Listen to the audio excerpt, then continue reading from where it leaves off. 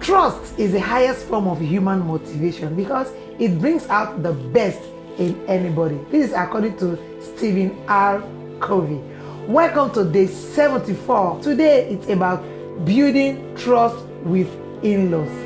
One of the greatest factors that militates against peaceful coexistence with marriage extensions, we mean in-laws and other extended families in the marriage journey, is lack of trust.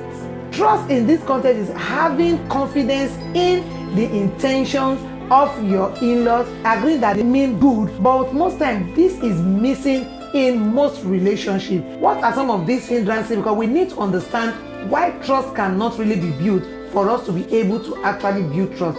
Number one, misunderstandings and assumptions.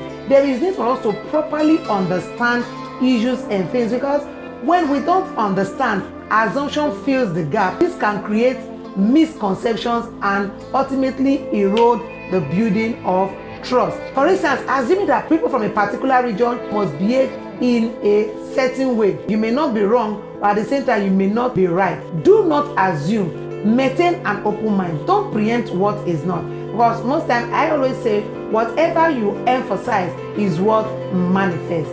Number two, negative external influences. I've heard somebody say some time ago that I don't want to have a mother-in-law. So even you as a lady saying you don't want to have a mother-in-law, that means you are also saying you don't want to see your son eventually get married, because that is what you are wishing. This is coming from influence from friends, maybe social media, that have portrayed in-laws in a bad light. This negativity can create bias that will be a huge barrier to building trust in the relationship. Number three, lack of effort or engagement. When a spouse does not show interest in anything going on in the extended family, this indifference is conceived as disrespect and will be a barrier to building trust.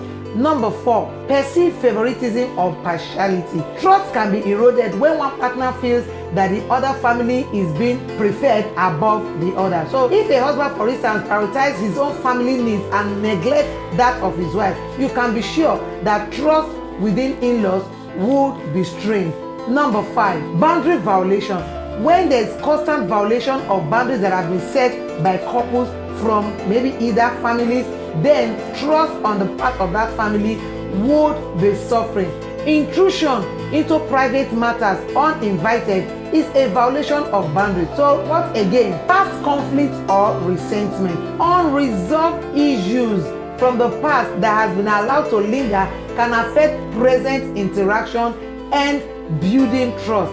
So where there are issues, they should be resolved, and when they have been resolved, family members should learn to move forward and allow healing process to take place and nurture trust again. Number six, cultural or value differences. Differences in cultural background or value can create misunderstanding or a feeling of incompatibility that will ultimately impact on trust. Jealousy or competition.